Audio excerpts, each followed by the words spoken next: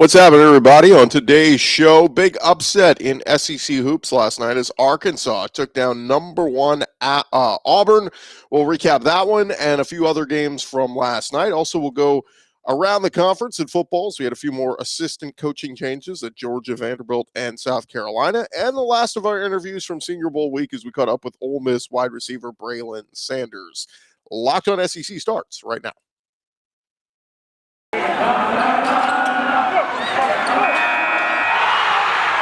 You are Locked On SEC, your daily podcast on the Southeastern Conference. Part of the Locked On Podcast Network, your team every day.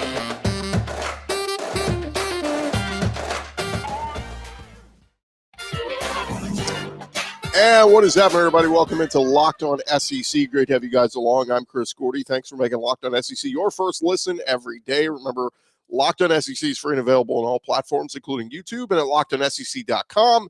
And a reminder to follow us on Twitter. I'm at Chris Gordy, and the show is at Locked On SEC. Let's jump into it. Let's go around the conference. Boots out to the right. Takes the handoff. What a catch! Around the conference. Georgia Bulldogs may be bringing another Auburn coach onto their staff, this time as a defensive assistant to replace Jamil Adai, who left for the same position at Miami. Auburn defensive backs coach Zach Etheridge, top candidate for the open DB position at Georgia. That's from Justin Hawkinson of On3 Sports. Zach Etheridge, a team captain on Auburn's 2010 national championship team, was in his first season coaching at Auburn after he spent the previous 2 years in Houston. He was a 4-year starter in his career at Auburn, broke his neck in his junior season in 2009. 9 months later, after extensive rehab, he returned to the starting lineup for Auburn and captained the 2010 season on their memorable run to the national title. On Tuesday, Jamil Adai, he took to Twitter to share a goodbye message to Georgia, saying, "Look, my time in Athens has come to an end, but will forever remain with me. All love, Georgia." So we will see if the Bulldogs are able to finalize the hiring of Zach Etheridge as their new DB's coach, bringing him over from the Plains. Meanwhile, over at Vanderbilt, they quickly moved to replace their departed defensive coordinator, Jesse Minter, who left for the same job at Michigan. And Clark Lee has reportedly promoted from within. Nick Howell has 9 seasons of coaching experience from his time at Virginia and BYU. He was recently hired as Vanderbilt's DB's coach. He will be the new DC, according to Pete Thamel. Minter left for, like we said, the same position at Michigan, a strong connection with the Harbaugh family. And he worked under John Harbaugh with the Ravens from 2017 to 2020. Nick Howell, he left Virginia after 6 seasons there in the wake of Bronco Mendenhall's retirement. He was previously BYU's defensive coordinator for 3 seasons. During Vanderbilt's 2-10 rebuilding year, they finished 119th in scoring defense. So Clark Lee got some work to do, and Nick Howell needs to get to work on that defense for Vanderbilt. Meanwhile, over at South Carolina, they are expected to make a hire in ex-Gamecocks and NFL linebacker Devontae Holloman to their support staff. Holloman had been the head coach at South Point High School in South Carolina, leading the team to a state title last season.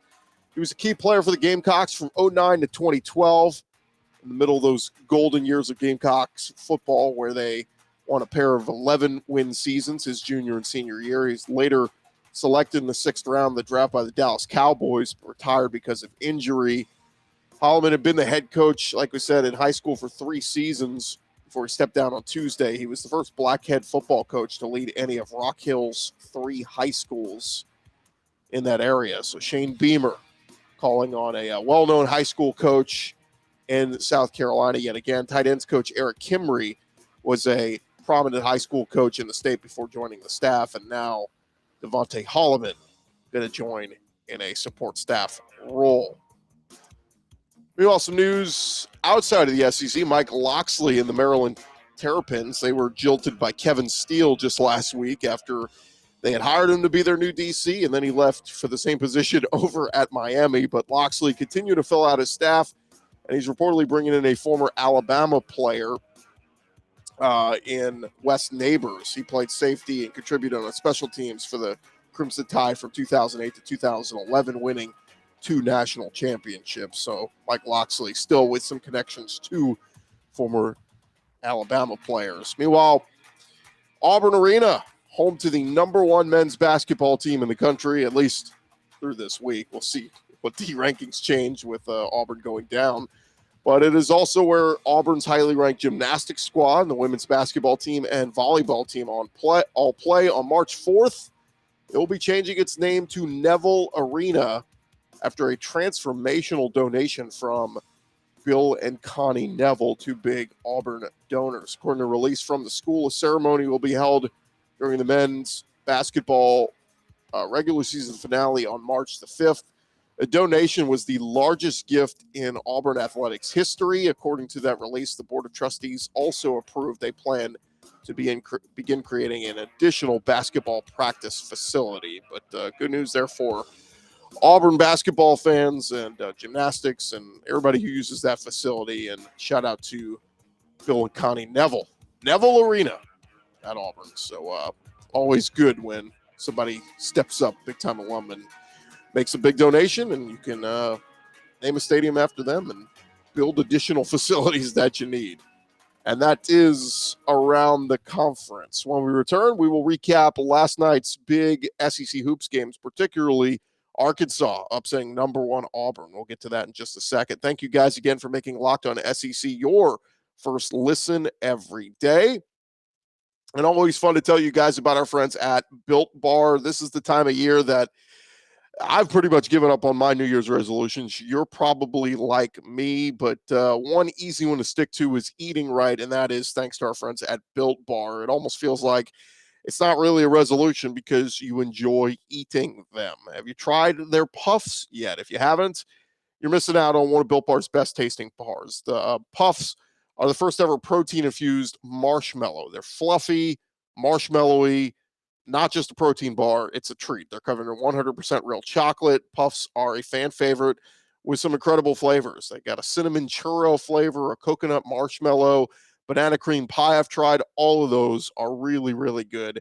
And you may find your favorite. Go check them out at built.com. Scroll down to the macros chart. You'll be blown away with high protein, low calories, high fiber, low carbs. Many Built Bars contain only 130 calories, 4 grams sugar, 4 grams net carbs, 17 grams of protein, and of course, all the delicious flavors from mint brownie to coconut almond. They got something for everybody. Go check them out at built.com. And when you find something you like, use our promo code LOCKED15. That's going to get you 15% off your next order. Use the promo code LOCKED15, get 15% off over at built.com.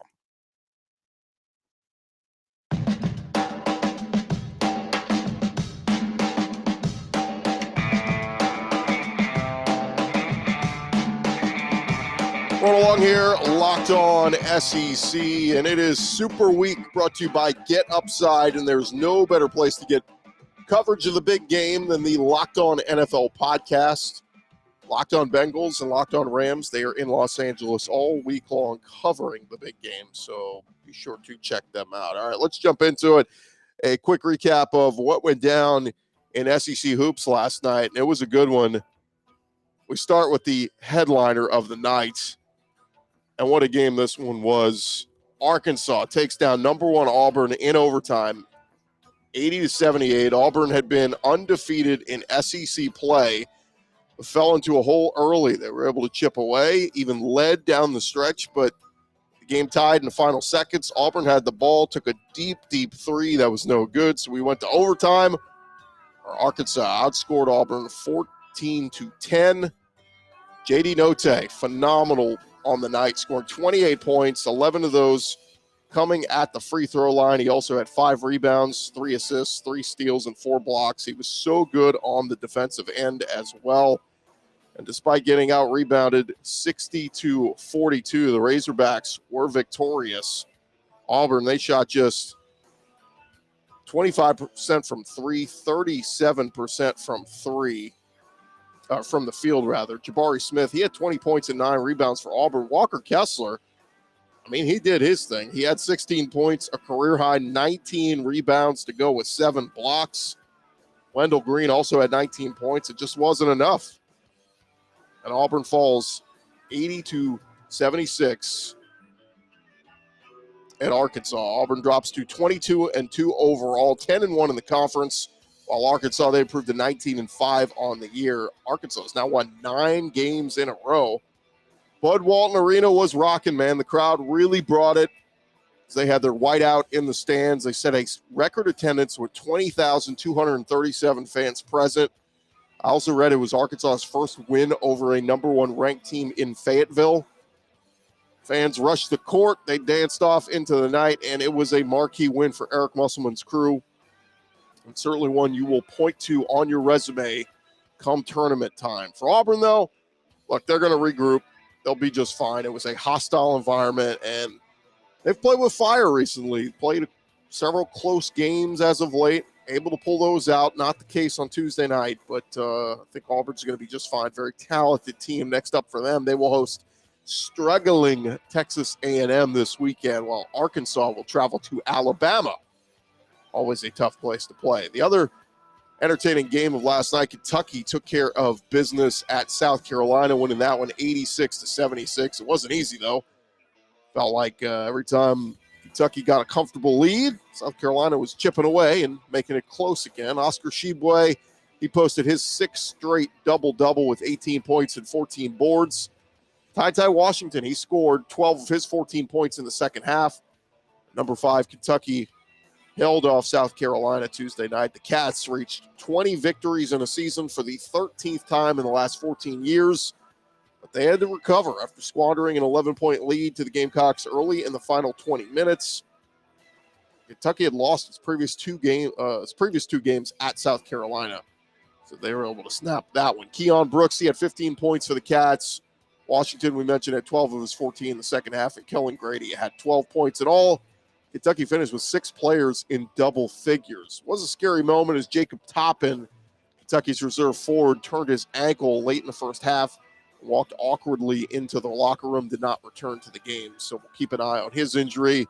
But look, man, with Oscar Tshiebwe and Ty Washington, the way those guys are playing, it looks like a Kentucky team that can certainly go deep into the postseason. And between Auburn and Kentucky, I think both have chances at 1 seeds if they continue to play very well down the stretch. Kentucky, next up, they will come home to play Florida on Saturday, while South Carolina will play at Georgia. Another game on the night, LSU, they were able to snap their 3-game losing streak with a 76-68 win at Texas A&M. Tari Eason, he led the Tigers with 25 points and 12 boards. LSU had lost 6 of their last 8 games. Their lone 2 wins in that stretch coming over Texas A&M. It's crazy to think where these two teams once were. LSU started the season 15-1 and 3-1 in the SEC before they went on to lose 6 of their next 8. The Aggies, they've now lost 7 in a row. And remember, they started the season 15-2 and 4-0 in the SEC. LSU, they will next host Mississippi State this weekend, while Texas A&M travels to Auburn. Good luck to them. Tonight in the SEC, a couple of games of interest. Alabama will look to put a halt to their conference losing streak. They're in Oxford taking on Ole Miss. The Tide have lost their last 3 SEC games. Tennessee, they will take on Mississippi State in Starkville. The Vols have won 5 straight in SEC play. And there you have it. That's your recap of SEC hoops from Tuesday night. When we return, our conversation with Braylon Sanders from the Ole Miss Rebels. Thank you guys again for making Locked On SEC your first listen every day. And look, the big game is coming up this weekend. There's only one place that's got you covered with more props, odds, and lines than ever before, and that is BetOnline. Marching into the big game this weekend, and of course, BetOnline.net remains the best spot for all your sports scores, podcasts, and news this season. It's not just football either. They got you covered with up-to-the-minute info on pro and college hoops, NHL, boxing, UFC, along with live real-time updates of current games. You name it, they've got it. Don't wait to take advantage of all the new amazing offers available throughout 2022. Go check them out. They've even got some future bets for next NFL season, next college football season. Tons of stuff to get into and BetOnline is the one place to do it. Head on over to their website right now. BetOnline, it is where the game starts.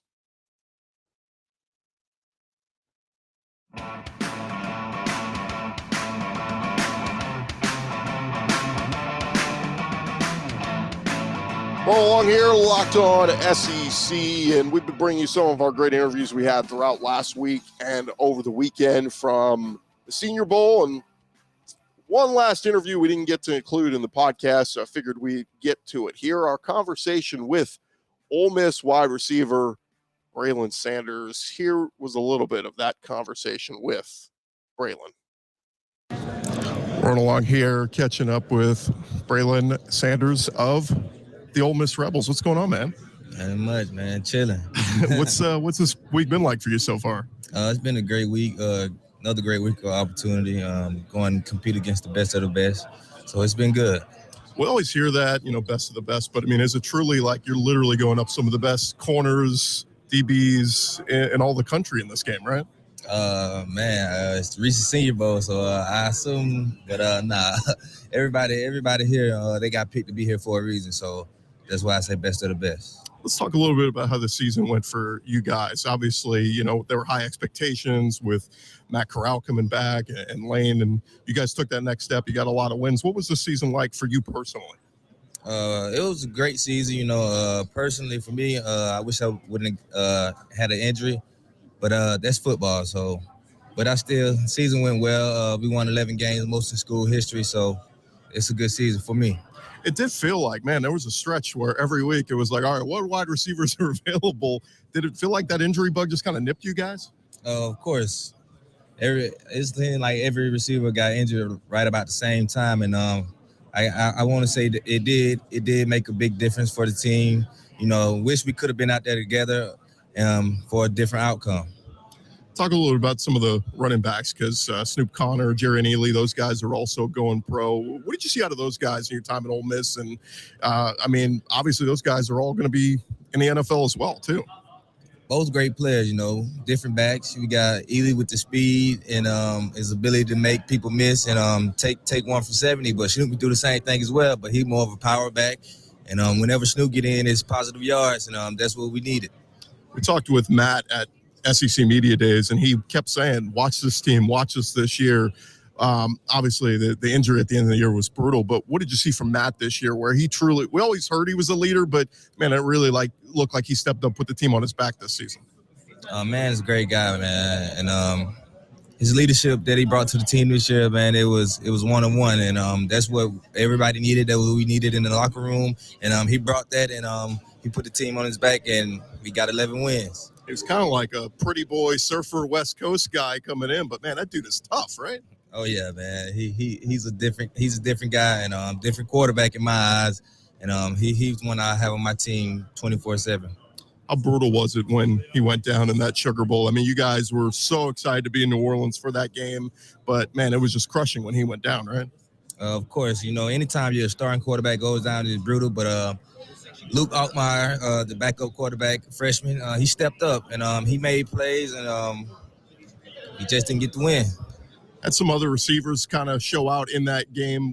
Talk a little bit about the future at the receiver spot with Ole Miss. Give me some names to watch for next season. Man, you got a room full. You got Jonathan Mingo, Dennis Jackson, Jaden Jackson, not Luke. Hold on. What is his name?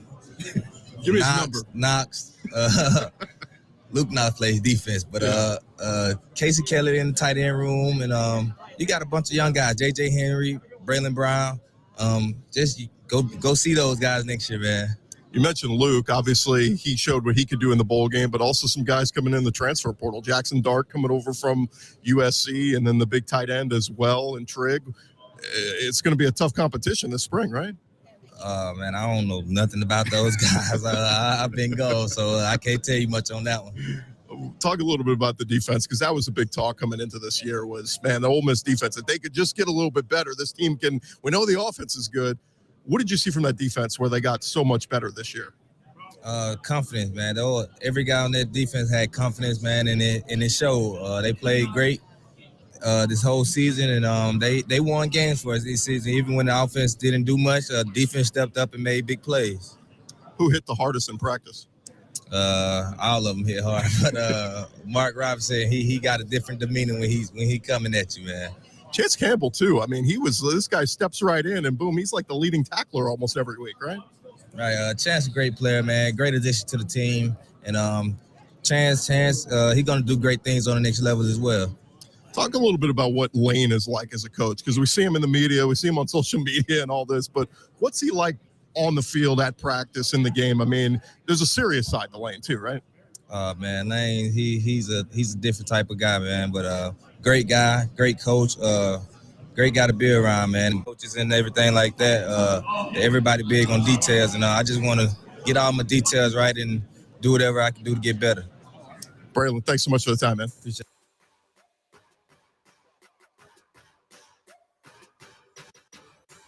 All right, thanks again to Braylon Sanders, former Ole Miss wide receiver. Catching up with him at the Senior Bowl last week. Best of luck to him in this year's NFL Draft. That is going to do it for this edition of Locked On SEC. Make sure you're subscribed and following us wherever you get your podcasts. We got some great shows coming up in the next week as we start to look ahead and start to preview the SEC baseball season. That's coming up later this month, and some great conversations we'll have with some of the new coaches like Jay Johnson at LSU and Jim Schlostegel at Texas A&M. So keep an eye out for that. We'll also have our full season preview, kind of looking ahead at a couple tidbits on all the teams heading into this SEC baseball season. So real excited for that. Of course, we'll continue to keep you up to date on the latest with the SEC hoops as coming down the stretch, man. Let's see how many teams can punch their tickets to the NCAA tournament. And of course, always keep you up to date around the conference with all the latest football news, more transfers, coaching hires. It's nonstop, man. It's year-round now. I'm Chris Gordy. Thank you guys so much for making us your first listen every day here on Locked On SEC. Now you can go make your second listen. Check out the Locked On Bets podcast with your boy Q and Lee Sterling. Thanks so much for listening, guys. We'll talk to you guys tomorrow right here on Locked On SEC.